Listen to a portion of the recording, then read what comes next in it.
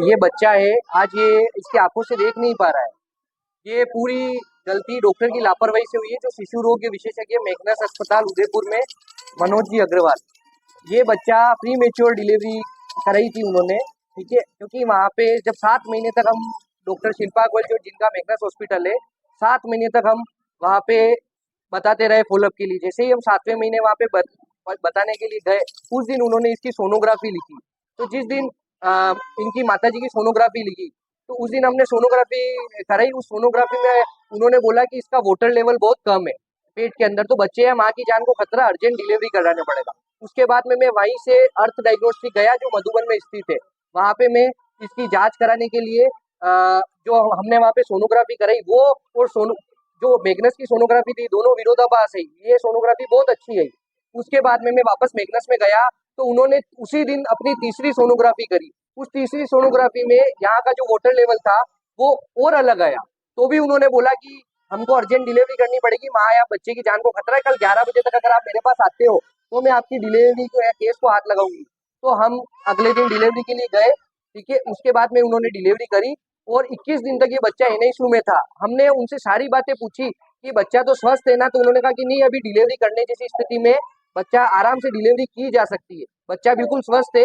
क्योंकि अभी बच्चा 1400-1500 ग्राम का है तो स्वस्थ है, 1200 ग्राम से कम होता है तो वो स्वस्थ नहीं होता है। तो आपका बच्चा बिल्कुल स्वस्थ है, सारी चीजें परफेक्ट है। तो उसके बाद में उन्होंने इस बच्चे को एनआईसीयू में रखा 21 डेज तक, और उन्होंने इसकी आंखों की कोई जांच नहीं करी, दूसरी कोई जांच नहीं करी। बिल बनाते गए वो, और हम बिल चुकाते गए। उसके बाद में हम वहाँ पे पूछते भी थे उनको कि सर ये स्वस्थ है ना, कि सब कुछ सही है ना। तो क्या हमने इनकी सारी जांचें कर रखी, बिल्कुल सही हो रहा। जब आप इसको डिस्चार्ज करेंगे तो इसकी ए से लेके जेड तक सारी जांचें करके आपको हैंड ओवर करेंगे, ऐसे ही हैंड ओवर नहीं करेंगे। तो उसके बाद में जब इन्होंने हैंड ओवर करा तो हम बच्चे को घर लेके आ गए। उसके बाद में हम एक एक चीज उनसे व्हाट्सएप पे और फोन पे पूछते थे, ठीक है। ऐसे करके हम टीके भी उन्हीं से लगवा रहे थे। उन्होंने बोला कि अभी हम गवर्नमेंट में रिस्क नहीं ले सकते, अभी टीके भी अपन ही लगाएंगे, ठीक है।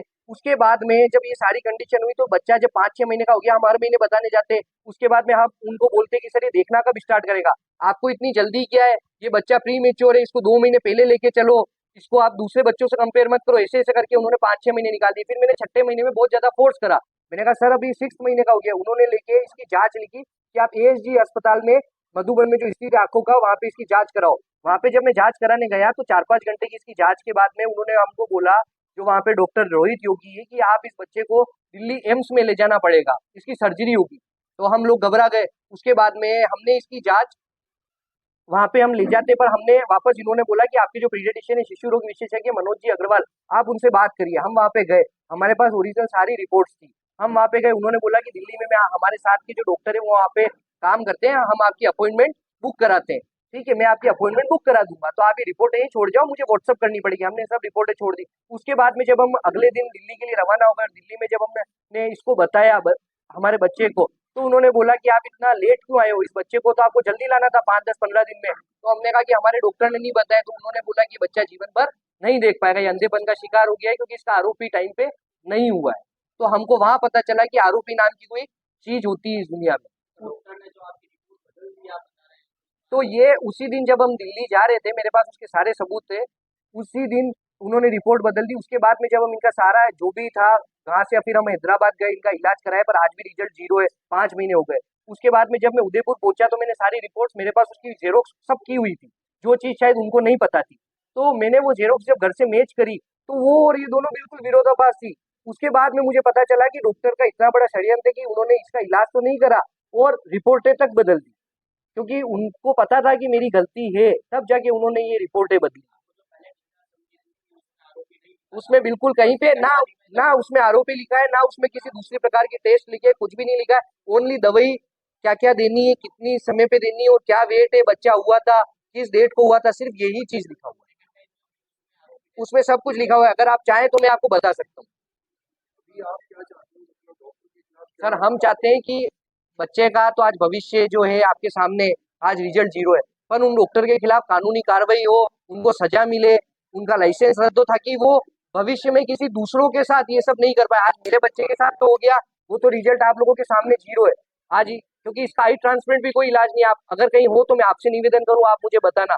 मैं तो इस बच्चे के लिए 50 से 80 डॉक्टरों से 100 डॉक्टरों से मैंने बातचीत कर ली ऑनलाइन, नंबर निकाल निकाल के, क्योंकि मेरा दिन भर यही काम है।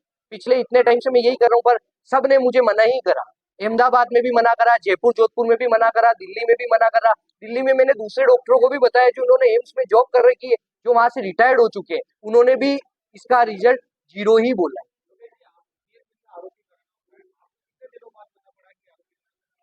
हमको जब ये तीसरे चौथे महीने का हो गया, तब हम जब जाते थे इनके पास, सर ये देख नहीं रहा है, ये आंखें 360 घुमाता था, तो वो चुटकुली बजाते थे, देख तो रहा है, तो इसको टाइम लगेगा, ये 2 महीने प्री मेच्योर है, धीरे धीरे दिखेगा। उन्होंने हमको ये चीज बोली। हम ठीक है चले गए, 5वां महीना हुआ, फिर मैंने बहुत ज्यादा फोर्स करा, तो उन्होंने फिर एएसडी में जांच ली। उसके बाद में आरोपी भी नहीं लिखा उन्होंने, उन्होंने सिर्फ एएसडी हॉस्पिटल में आई की जांच लिखी। आरोपी मुझे दिल्ली जब मैं एम्स में गया, तब मुझे पता चला कि इस केस को आरोपी कहते हैं, रेटिनापैथी ऑफ प्री मेच्योरिटी। इसमें 5-6 महीने का गेप आया। तो ये जो इसका इलाज है, इसका इलाज सिर्फ 1 महीने के अंदर संभव है। ये आप इस भारत के किसी भी डॉक्टर को पूछोगे, ये लाइन आपको कोई भी डॉक्टर बोले, चाहे अपने यहाँ के आरएनटी के डॉक्टर्स को बोले आप, या किसी भी डॉक्टर को बोले, ये चीज जिसने भी मेडिकल की पढ़ाई कर रखी वो इस तर्क को जानते हैं।